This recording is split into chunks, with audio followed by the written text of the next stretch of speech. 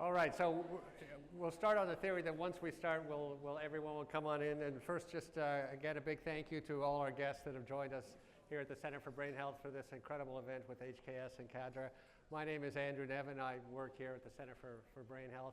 This is our third panel where we work. I apologize again on behalf of the Center for Brain Health for being a little bit cold. I'm cold at my age after 4 hours in the cold temperature. Hopefully it'll warm up a little bit, or the conversation will be enough to warm us up on that. So we have the most incredible panel where we work.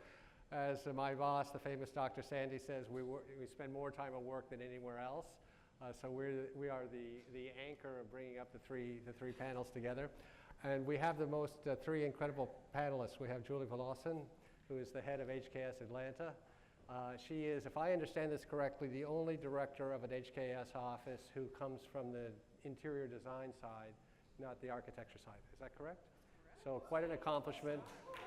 She's had a distinguished career over 20 years at HKS, and she has been the leader on the HKS side of the work we've been doing with the Atlanta office to bring brain healthy workplace and the principles there.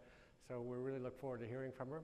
We've got Dr. Tony Bridwell, who is the Chief Talent Officer of the Encompass Group, which is one of the leading organizational and cultural firms in the United States.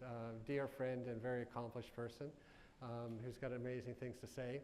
We have our own JZ, Jennifer Zientz, who grew up at the Center for Brain Health. So really, Dr. Chapman, Dr. Sandy, Jennifer Zientz, and Dr. Laurie Cook have all been here since the inception of it. And the thing that's unique about this group, of this panel, is that these three people are among the very few, the people who have done the most work in combining the concepts of brain health with the workplace. So we're listening to people who are real practitioners with what's going on, and I think they're going to have a lot to say on that. So I'm going to start with Julie Volosin. Just a quick fun fact about Julie. So I'm sure all of us have anxiety when we perform sports, and we particularly have anxiety when we play golf. So, and Julie, her first ever golf tournament, this is hard to believe, her first ever golf tournament playing in a foursome with her husband, who's an excellent golfer. Not only did her team win the golf tournament, but she won the longest drive contest for the women in the tournament. So give her a big hand for that incredible accomplishment. And we definitely want to hear what was going through your brain when you hit that incredible drive, the first time you ever played golf. So there we go. So 5-minute cold opening. Julie's going to start us off. Thank you, Andrew. I should caveat that win of the ladies' long drive that I won first time ever, because my competitors in that game were, one was 9 months pregnant, and the other one had several mimosas that morning. So things were looking pretty good for me.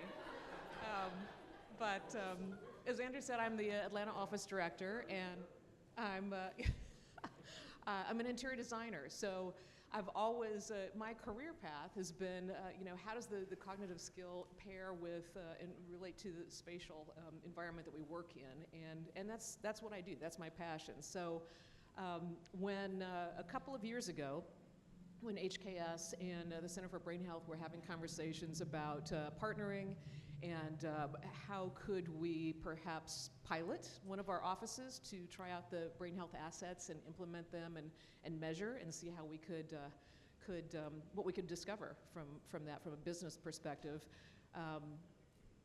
Some of our leadership presented this to me, and I have the reputation, I think, of being a curious to a fault guinea pig. So I immediately jumped at the chance and said, count me in, this sounds fantastic. So about a year and a half ago, we embarked on this process with the Atlanta office, and just a quick content about Atlanta.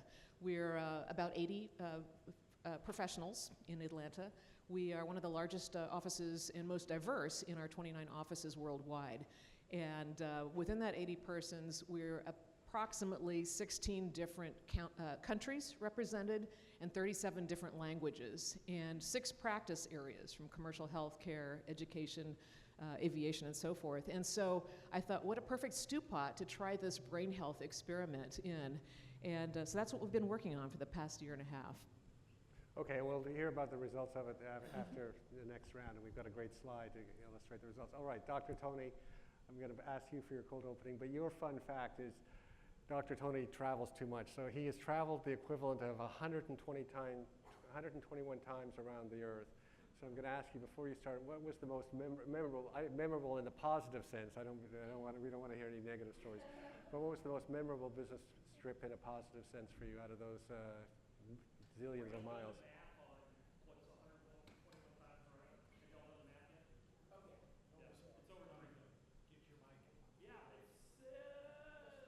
Just turn it on. That's fine. Rarely I need one, right? So it's like 3 million miles. That's just on one airline. Well, we have a famous mathematician here. Who? Not on our panel, but giving the keynote speak to Dr. Ed Berger. Oh, yes. Okay. So he did that immediately. Immediately, he did it in his app. Most memorable place that was on positive? Yeah, positive, not the negative. Yeah, I was going to say the negative would have been much easier. I think it was London when they hosted the Olympics. Okay. And I had an opportunity to spend a week there with a client. They wanted to do a meeting in London during the Olympics. London is one of my favorite cities in the world, but when the Olympics came, the city changed completely for the better. There were parts of the city that I would have never gone to by myself prior. During the Olympics, it just opened up the whole city. I go at least twice a year to London now. But during the Olympics, I stood right on the front row as the cycling was completing, and it was absolutely fantastic. Okay, yeah. fantastic. You used 1 minute of your cold opening. We want to hear about BrainHealth and the built environment and Tony Bridwell's experience. Yeah, BrainHealth, why is that important? I first met, he called you Jenny. I've never called you Jenny. JZ? I thought he called you Jenny. I was like, JZ. Well, right. I'm Canadian. Yeah. We met pre-COVID, and so I started my journal. So we'll talk personally, professionally, and organizationally today. So I started from a personal standpoint. I jumped in. I was Chief People Officer for the Ryan organization here. And so I jumped in to find out more about this brain health stuff. Wow, big change. I got really wrapped up with my score because I thought, okay, I was in school at the time, and I thought, I got to have a perfect score, and of course, it's not about the score. But what it's done for me personally is, since starting and putting in place some of the strategies around brain health, I navigated COVID as a Chief People Officer of a global company. We had 14 countries that I was responsible for, nearly 4,000 people around the world. And I'm pretty sure, we sent everybody home on March 13th. I'm pretty sure I went to bed sometime around 2021. It was nonstop. Having those strategies in place helped. I got bored during COVID, just like everybody else, and so I thought, why not just go back and get a doctorate?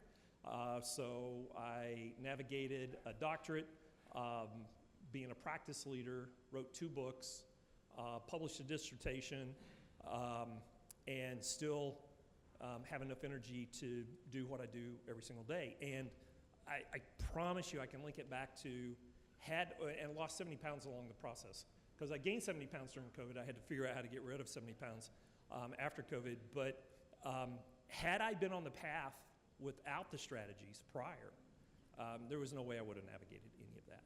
It just was not. It just wasn't possible. It just wasn't possible. Okay, so great personal story about brain health and personal productivity. Of course, CEO Dan said the same thing. I'm going to come back to you a little bit later and ask how do you put it through the organization, but I want to turn to JZ. Fun fact about JZ, I have to read this one. I'm sorry, the other ones I could kind of remember, but she won a Digital Fight Club Dallas debate, Silence. So the name of the debate is Silence to Digitally Disconnect or Not. So I'm not quite sure what a digital debate is, but I'm glad that she won. In fact, the 2 women here are both winners on that. That's a great thing to hear. But JZ, your cold opening. Well, this is not my entire cold opening. Should I do my entire cold opening? So let me just say, I'm Jennifer. Yes, I'm Jen Zientz, JZ. And first of all, the Digital Fight Club, I have to say what that is. Digital Fight Club is this event in Dallas where it's a debate. And so it's all about technology.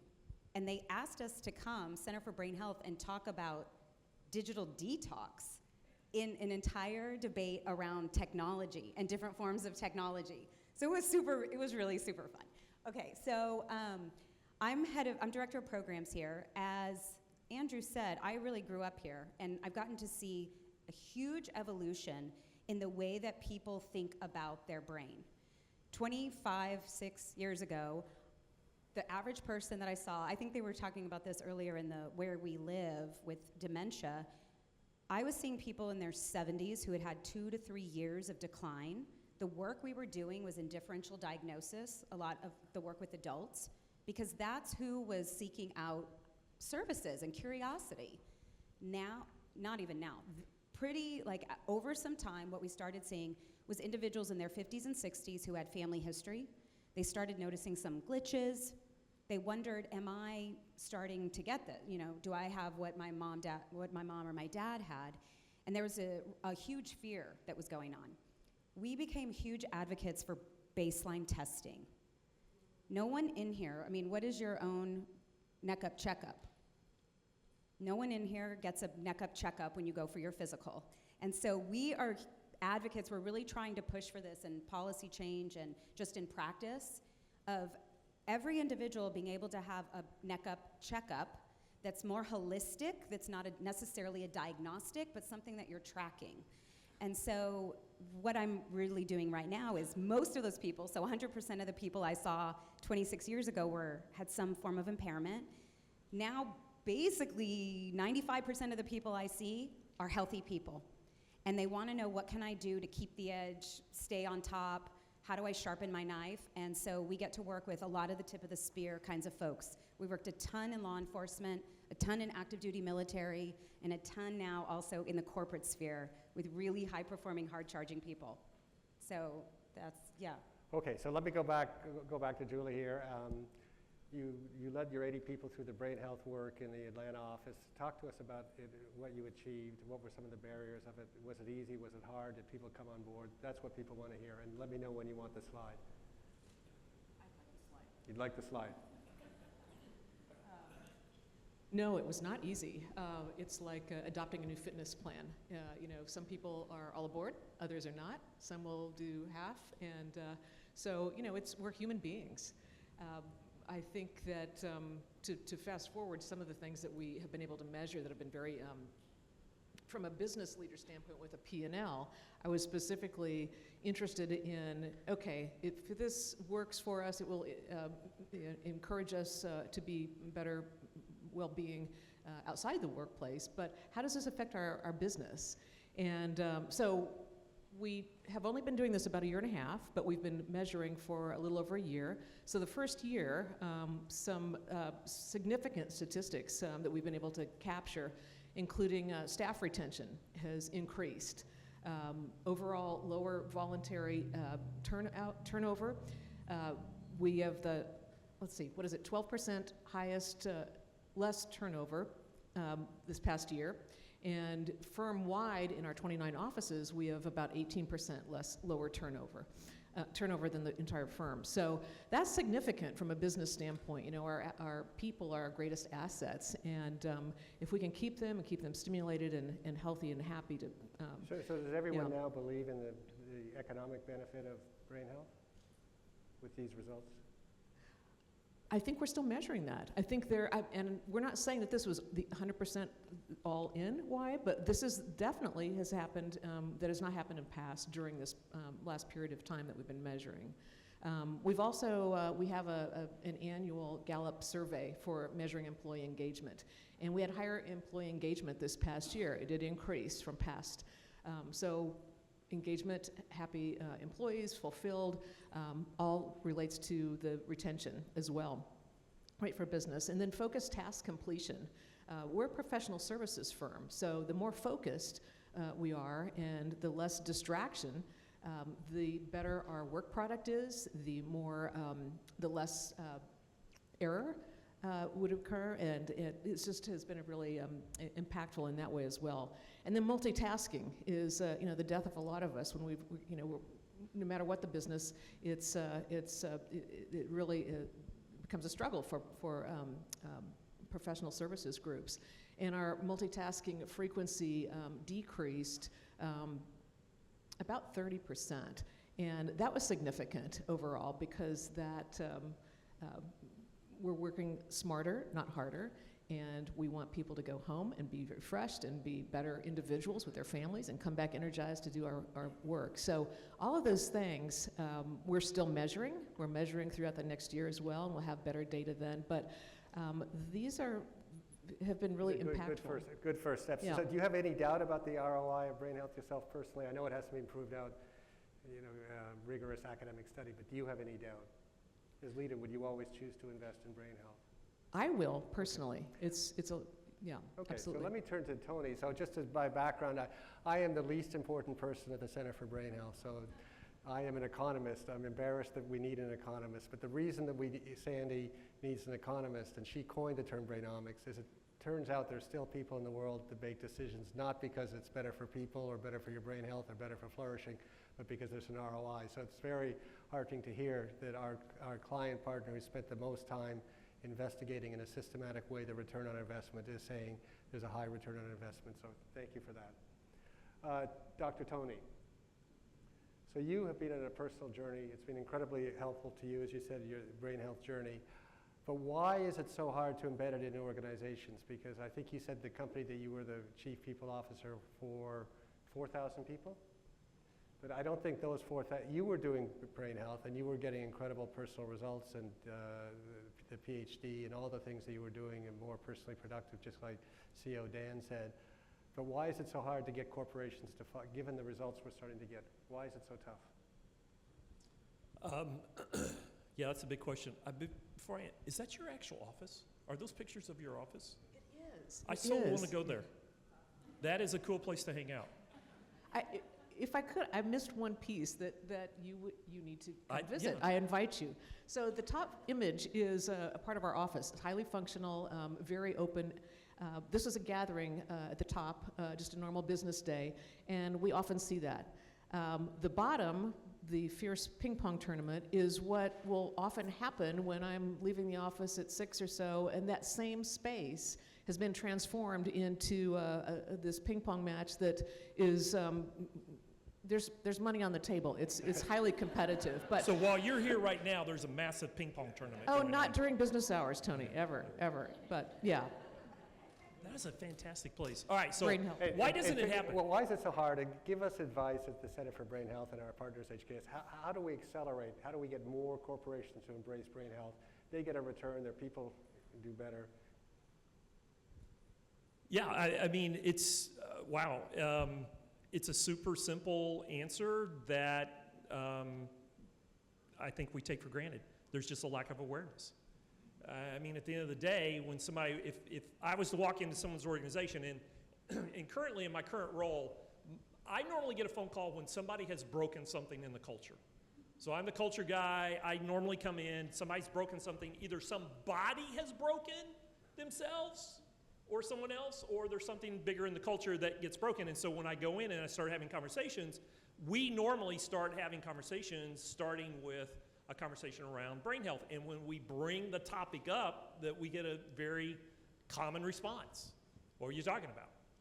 What is brain health? And so I think that it's confused often with mental health, and we don't talk about brain health. So I think there is just a classic lack of awareness in the marketplace in general that it's even, quote unquote, a thing.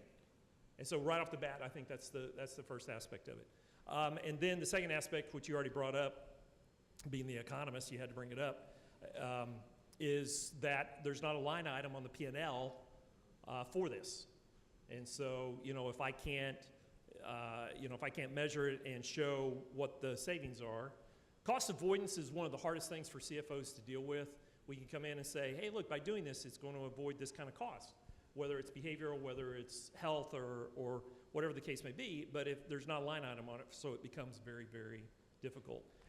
Okay, so I'm going to come back to you in a few minutes and ask you what your advice is to us, us and HKS to go faster. All right, JZ, I want to ask you a question I didn't prepare you for, but I think people would really like to hear about your experience. You have the most experience with brain health in the military, in the world, right? In the world.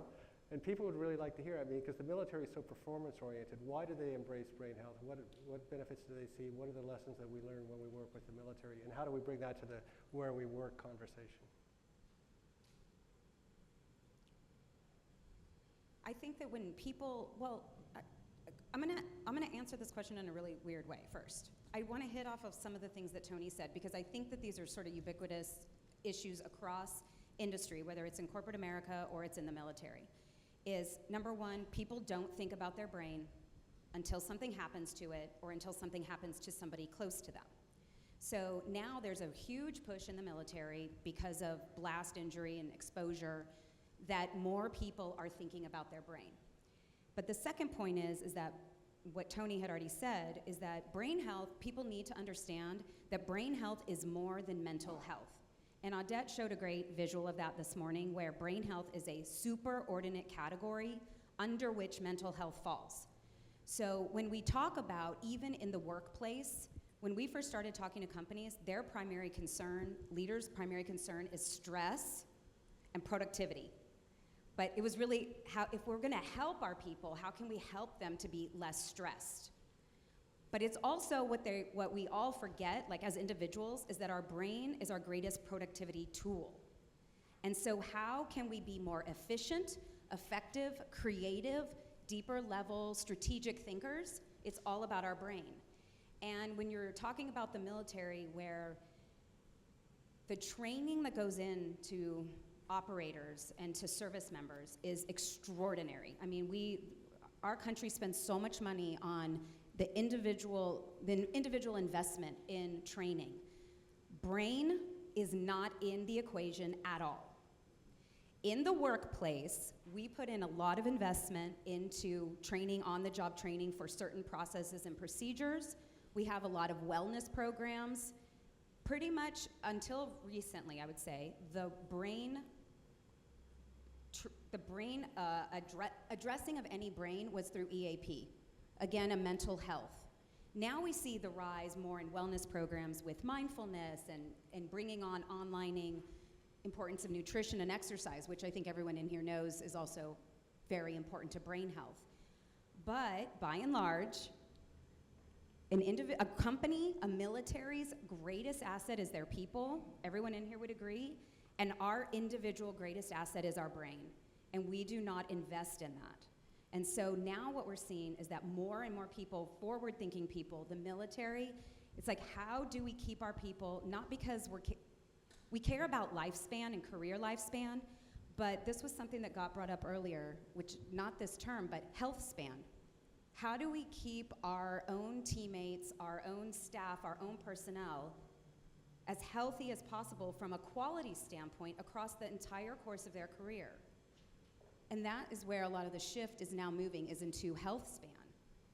And so investing into this greatest asset is one of the biggest things, and that's where we've seen the military is actually leading the way in some ways. And I think very much like the way we think about physical fitness, everyone in here knows, you may not use one, but people know about physical trainers. And we do that to build resilience, to build strength, to build up capacity. We don't wait till we have to go see the physical therapist after we broke our hip or we blew out our knee. And we want brain training to be the same kind of ubiquitous thing that exists within the workplace so that everyone has some access to that. But it's not just in reactive to something happening and going wrong.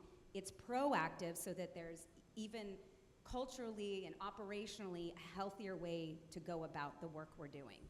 Okay, so let me stop you there, JZ. I'm going to come back to Julie. So HKS, I mean, the partnership with HKS and Center for Brain Health, I think, has been incredible because we learn so much. We, of course, are not architects or designers or building buildings, and they've really pushed our thinking so many ways. But putting on my CEO hat, when you show up from HKS, you talk about brain health, I'm a little bit worried. You know, I just built this building, or I built it 10 years ago. We're not replacing it for 20 years or 30 years.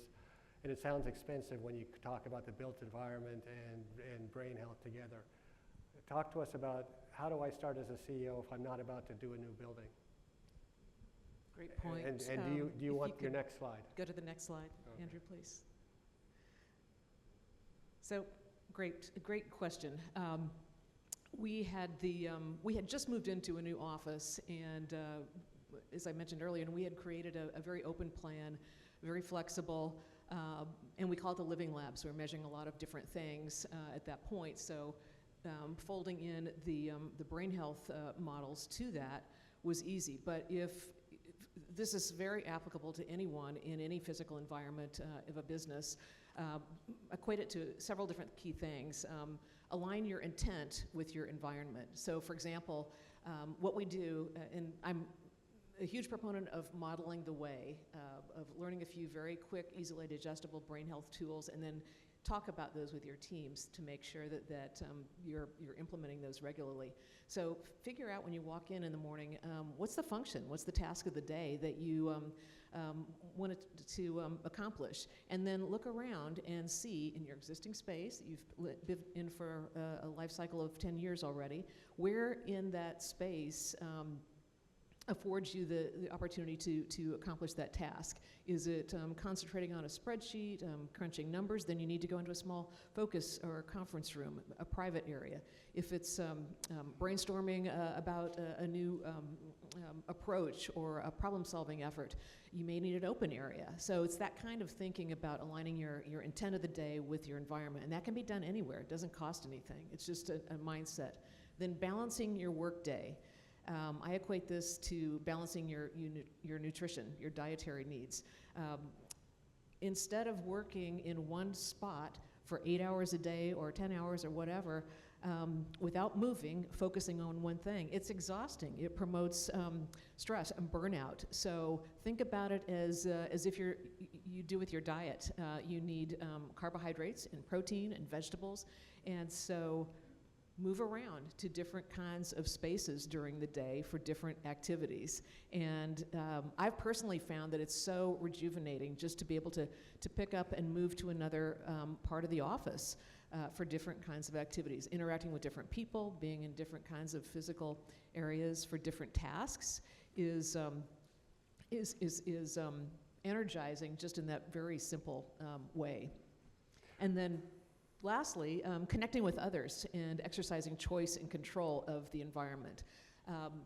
It's all about policies. So what we've done in Atlanta is think about, bring folks together, we had a committee to identify how are we using these different spaces that we already have. And usually you can use a space, a conference room, an open area, a part of the office in a multitude of different ways. So create policies around how you use your existing space. Doesn't have to cost anything. Just communicate that out to the staff so that they know, here are the parameters that we know. If you're in here, that means don't disturb. If you're in this area, then we can come and we can gather. So those little policies and ways that we use the office are so easy to facilitate and just model the way, and then it becomes habit forming. So there are ways to use the space without it being expensive. Calling HKS is not always an expensive proposition. But we can help you with modeling the way. I'm sure you can. We have a beautiful living lab. Okay, so I'm just going to stand up. In fact, anyone can stand up here because this reminded me when she said, move around on that. I don't like sitting for too long. So anyone who wants to stand up, the panelists can stand up, you can stand up. We're going on. We've got 5 minutes. Although if you left start leaving, we're probably going to start. Right. Yes. So Tony, you've got 2.5 minutes or 2 minutes at the most. What do we need to do at the Center for Brain Health to go faster with our partners like yourself and HKS to make this brain revolution really happen? Tell more people. And I'm old, so I don't have that long, so it's got to happen fast for me. How do you go faster? Yeah, how do we go faster? You know more about this than anyone in the world. You've had great personal success. What's your advice for us?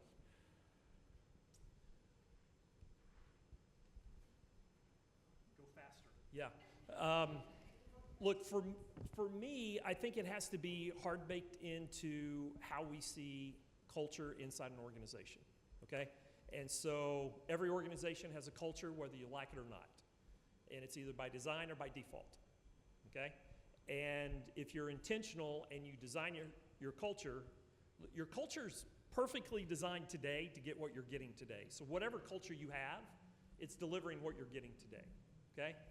So there has to be an intentionality about if we want brain health to be part of the conversation, There has to be an intentionality about how we bake it into our culture on a regular basis. And I'll give you some examples. Some of our, how many of you, show of hands, how many of you in your organization have a set of values? Raise your hand. Okay, it's good that you have values, right? And they typically hang on the wall someplace, and we say that this is who we are.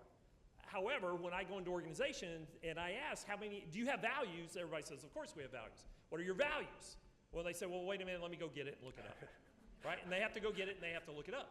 And that's an example of an organization who says they have values, but it's unintentional in what's actually taken in the conversation. So there has to be an intentionality that how we see the culture that we have in our organization includes taking care of the whole person, including starting at the head, working our way all the way through. And it has to be part of the conversation. Right now, it's a bolt-on. It's adjacent, maybe, sort of. And so if we want to go faster, we have to start building cultures in such a way that it includes this up front. Often, and we talk about this all the time. Jen taught us 5x5 the very first time she sat down with us. 5-minute breaks 5 times a day, take a brain break. When I teach down at SMU, I teach an MBA class. When I put them on break, no technology for 5 minutes. And I swear to you, I think that they're just going to rush me because it's like, what? No technology? We have to have our technology. I have plenty of people come to me and said, you want me to not do anything for 5 minutes? That's an indulgence I can't afford.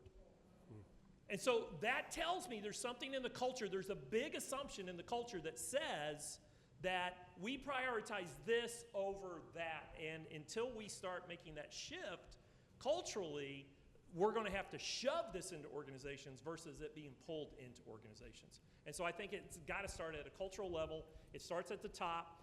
While culture starts at the top, it goes everywhere. It becomes very multi-directional once it goes. But look, from a leadership and a followership standpoint, people are watching the people of highest influence to see what they're doing. And if you're not doing it, then no one else is going to do it. Okay, so we've got it, the shove strategy. All right, before the questions, last word to JZ. I'm going to ask you, can you talk to the group for 2 minutes about why at the Center for Brain Health we think of executive function as so primary for brain health? Executive function. Primary or powerful. Yeah, so the question, why is executive function so primary? So executive function, for those of you that do not know, is all of your higher order thinking. Your decision making, your problem solving, your reasoning, your ability to regulate your emotion, your ability to regulate stress, your ability to, it's everything that your frontal networks and your frontal lobes do is executive function. And over time, what happens in the workplace, well, I shouldn't say it, in life, as we get older, part of what Sandy said earlier this morning was kind of when we peak. We're peaking cognitively way earlier than we are living, right? So our brain span is way behind and a lot shorter than our lifespan. Unacceptable. And so a lot of this can be because there are some natural changes that happen as we get older, but also it can be when we stop engaging our frontal networks and we don't challenge ourselves. That came up earlier too, within learning environments where we learn. And this importance of constant challenge. If you are not challenging yourself, you're not engaging your executive function. Your ability to make your own decisions, to solve problems is all about executive function. And that is just so central to everything that we do. It's the whole how we're independent. And so it is critical. And it's not just do you have it or don't you have it. So that's really what we're trying to get people to understand, are simple tips and tools that people practice so that we have a brain health practice that you are strengthening your frontal networks every single day. All right, so that's a big, give it up, big hand for a great panel for 40 minutes. We could take questions as long as Julie lets us take questions. Do we still have 20 minutes? So who has a question or a comment? And we're losing microphones up here. Here we go, over here, sir. Just yell. This question's for Jen. No.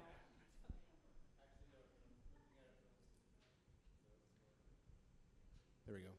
So looking at things you mentioned with your office, there's so much of the workforce today that is now working from home or working in a hybrid situation. What are some of the things that can be done, like someone, if they are 100% remote, that they can do to kind of challenge themselves and change their environment? So, great question. We have a flex work program in our firm. We don't have a lot of people who are fully 100% remote, and we encourage gathering, at least part of the week, if not more. But there are some, to take off of what Jen just mentioned, there are some just very easy digestible little habits that I and others practice that are just modeling the way. For example, the 5x5, so easy. And if I am, I will often just go to a far corner and look out at nature, and for 5 minutes. And my team knows that if I'm not lost, I'm not having a moment, I'm intentionally having a brain health break, and I'll be back and I'll be better. And so that's okay, and it gives them agency to, it's okay. It's not like you're sloughing off. It's accepted, and it's actually, it will make us all better. And other things like prioritizing our time, like elephants and rabbits. What are the two big things that will really move the needle today, and focus on those. And rabbits are the things that are probably things you need to get done, but they're distractions as well. So we actually talk about those, and we talk about, and this works whether we're in office or hybrid. So it's a lot of conversation that we lace through the day, and the conversations about, but wait, that's a rabbit. We're going to deal with the elephant. We need to stay on point, and that's all part of just focusing, working smarter, not harder, and but very easy things to implement, I would say. Does that answer your question? Do you want to add to that? So when we sent everybody home, this was a big deal. And at home, look, we live, whether we like it or not, we live in a very boundary-based society.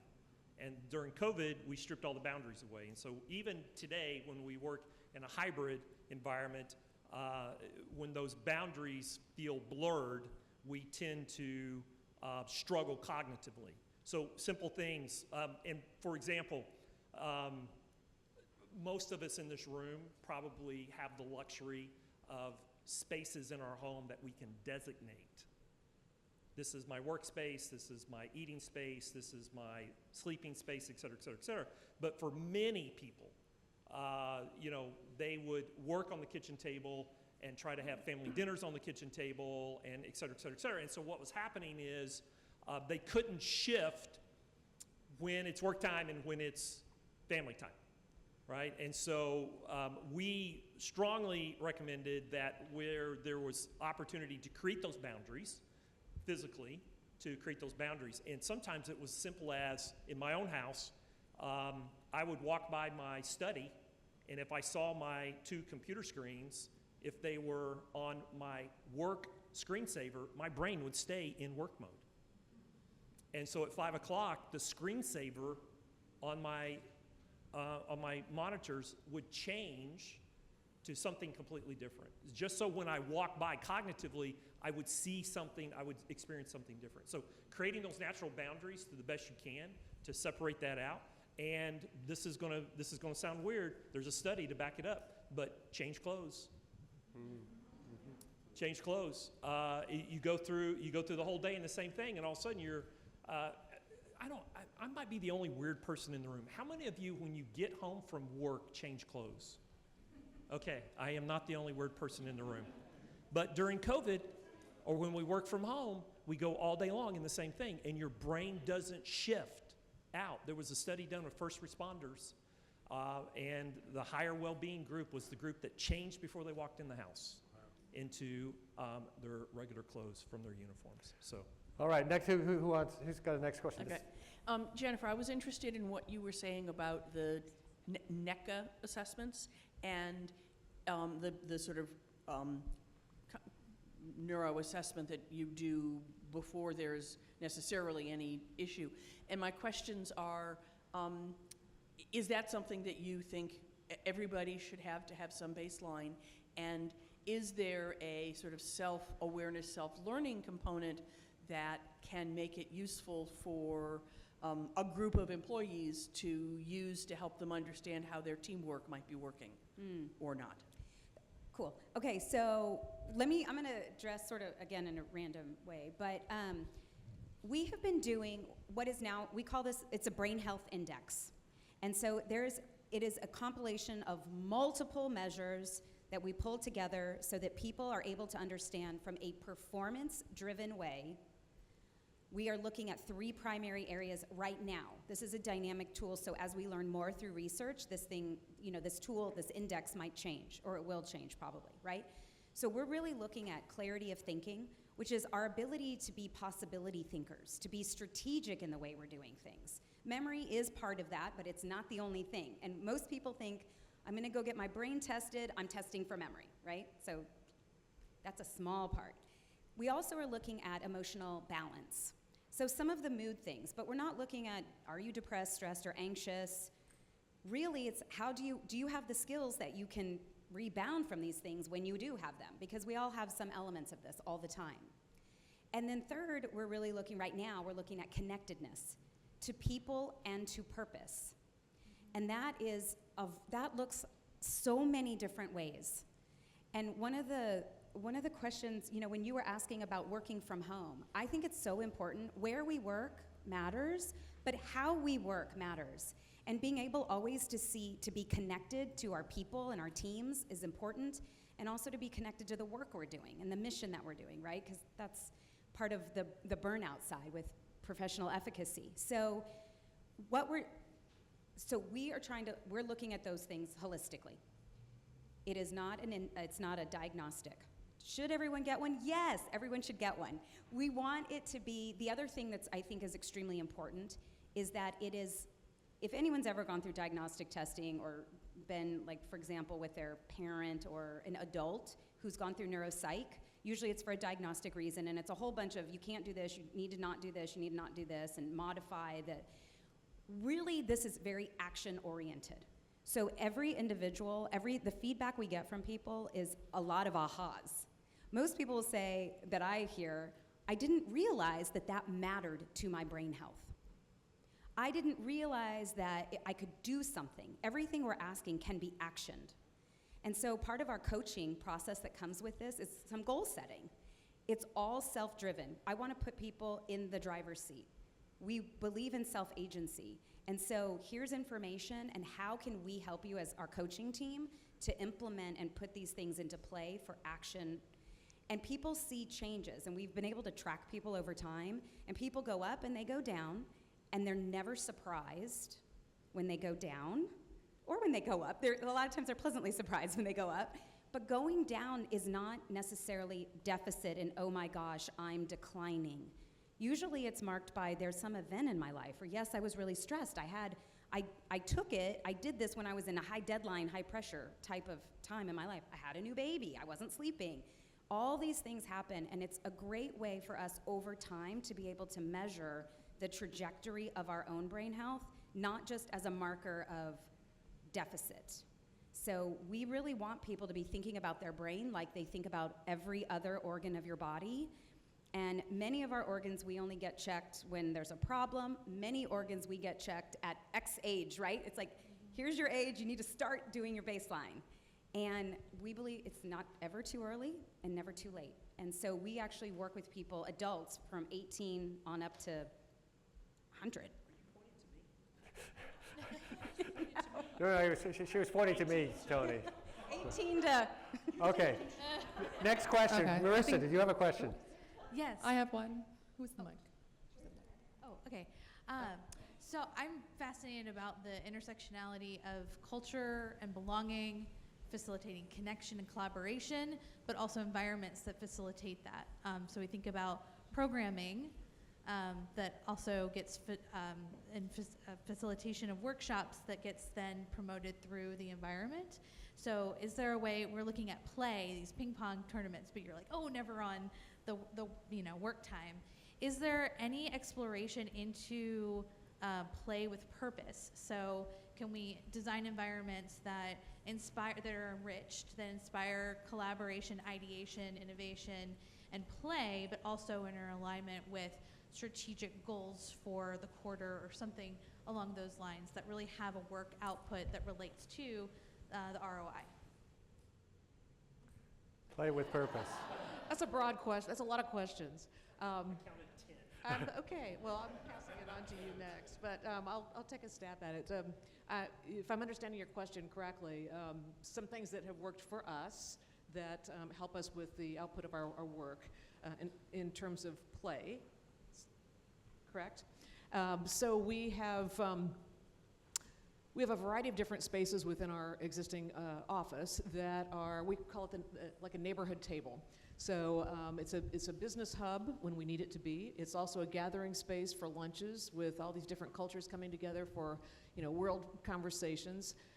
And then, those casual collisions of those impromptu, unplanned things usually have some branch out to the project of the day with the folks sitting at the table. And there's so many different conversations that we learn coming, well, here's what I did here, and this is what's happening in this geography, and it's such an amazing collection of free thinking when it's something as casual and informal as eating together, right? So that happens all the time, and there's always going to, you never know who's going to be gathered at the table.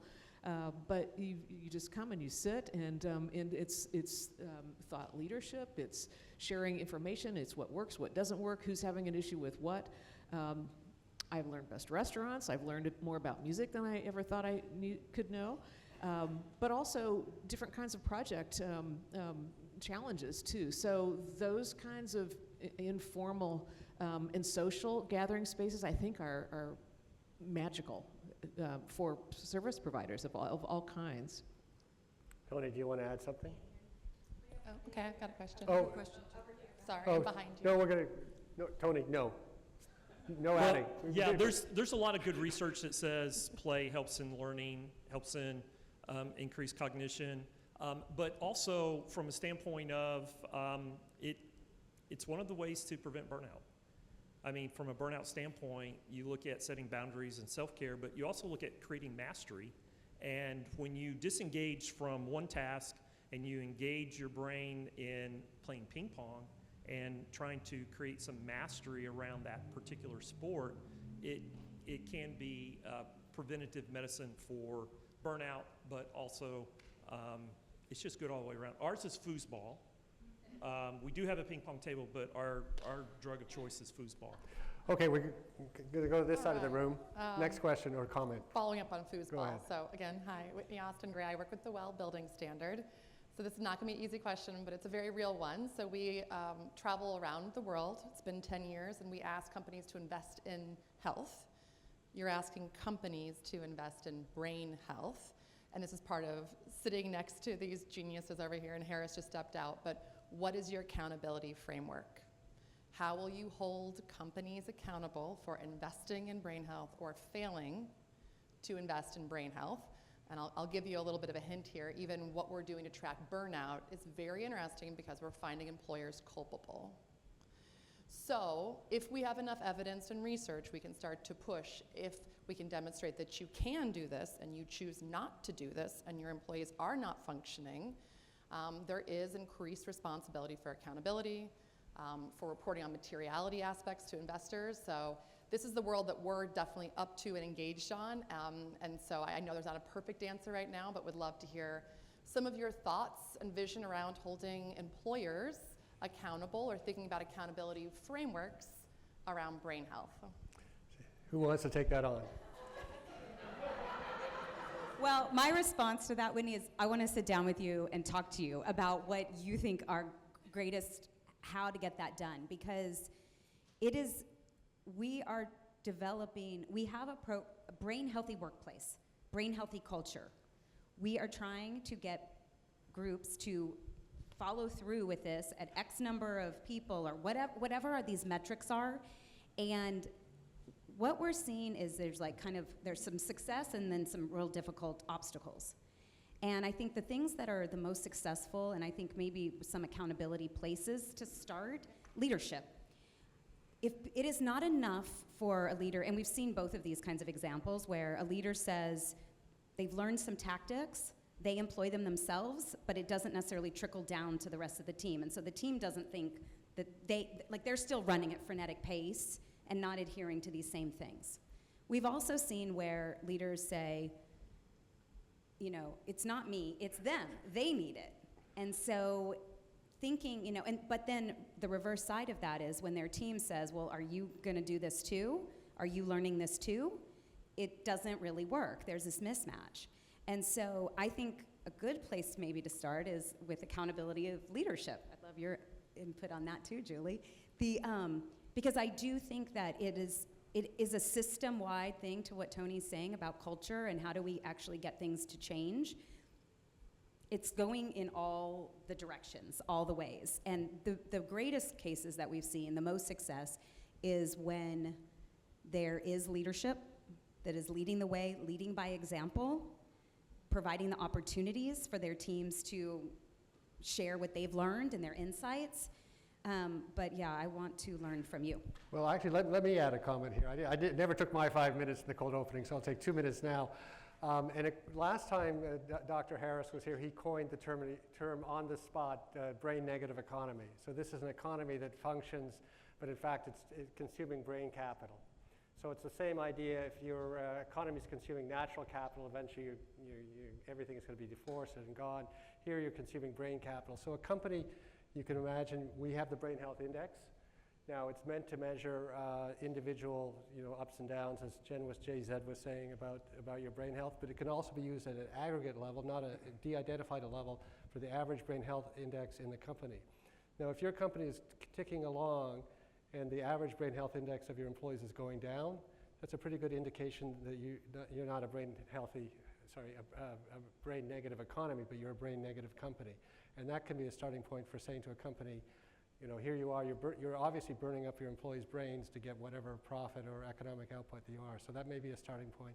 We've had at least one school, Stephen, who's come in, medical school, that said they want to measure the brain health of the students that come in and the brain health students of the MDs that graduate, because if they are turning them out with lower brain health than they came in, that's a concern for them. So I think we have a direction. Okay, next question. Over here? Over here. It's Sarah again. Besides senior living, the other area of my interest is healthcare design. And so, you're talking about the corporate workplace, but every healthcare facility is also a workplace.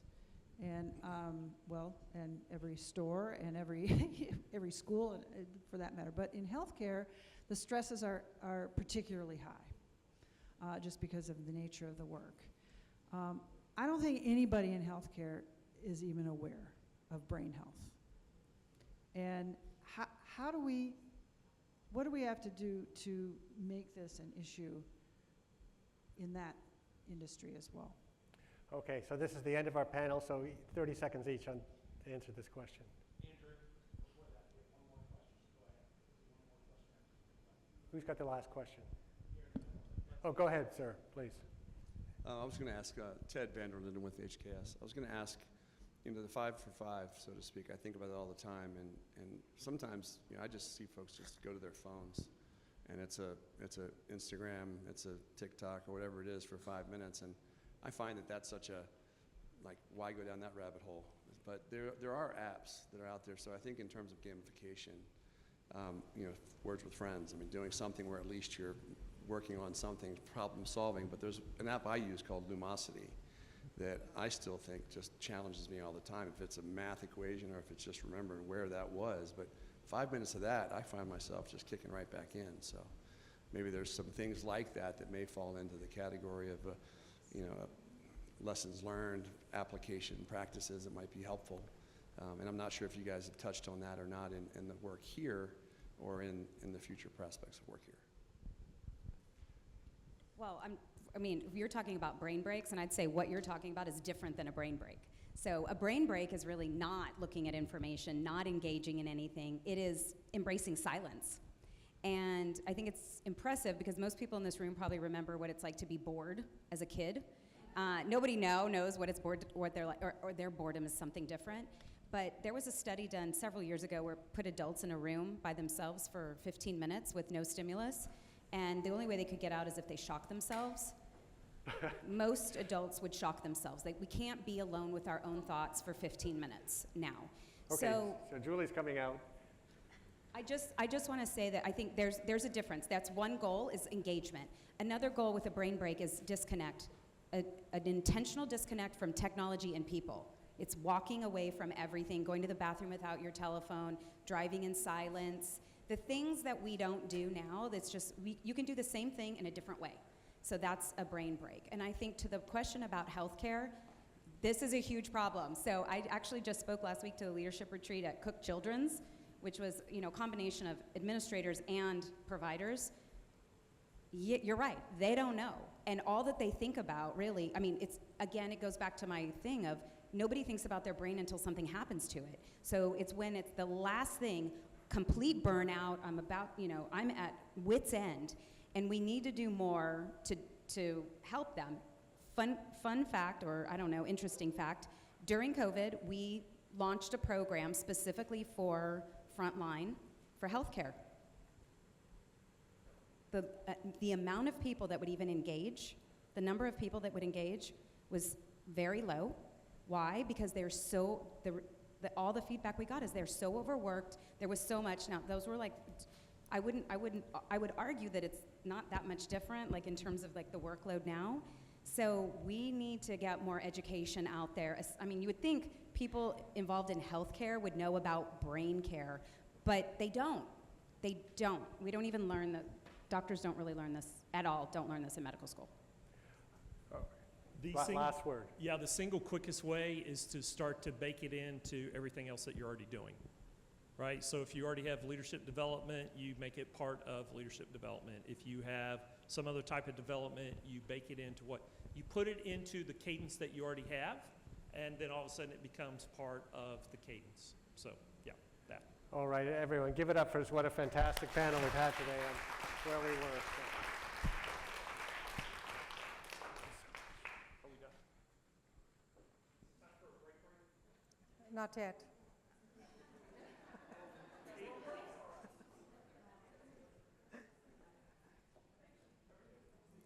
I love how this is about where we work, right? And we started with talking about where we work, but we actually finished with where we play. And I think that's really powerful because we don't really only work in a particular building anymore, right? Like that has changed. Where we go to work has changed. And the fact that something as fundamental as play is what's bringing life to work, really makes a huge difference. So right now, as we think through our table talks, I thought it was really interesting about this idea of focus. When we were talking about, I work at the Atlanta office, so I get to benefit from some of this stellar study that we are doing. But I remember like 5 years back, when I was thinking about focus, I was thinking about priorities. Like in order for you to focus, you have to wake up understanding your priorities. But through the brain health training that we went through, Sandy shared and Jen taught us all these techniques, we quickly realized that actually focus is the art of knowing what to ignore. Focus is the art of knowing what to ignore. And workplaces that can successfully give us opportunities to know how we can cut that noise out. Some noise is really important. Serendipitous encounters where you learn through osmosis, right? Where you're hearing the talk happen at the cooler, that's really important.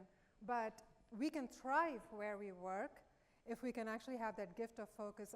And so thinking through that, I'd love to get you back to our same questions. So there's no surprise, even if the slide doesn't show up. But I would like for you to think really deeply about yourself in this moment. Like what do you need to thrive in your work environment? Like that's really personal. All of us have a deep sense of purpose, which is why we are here together. And what is it going to take for us to accomplish that purpose where we work? So that's your first speech bubble. The second speech bubble is, actually, what can you do professionally to build this future? You might be leading a team of 10, you might be just leading yourself, you know, in this, but what is required in order to thrive? So put those stickies together, and this is, of course, our last table talk, so it's going to get really interesting. I want you to prepare your mind to tell your body that there's going to be some movement very quickly. Okay, so don't get comfortable in your chairs, but let's go through this exercise quickly with your stickies.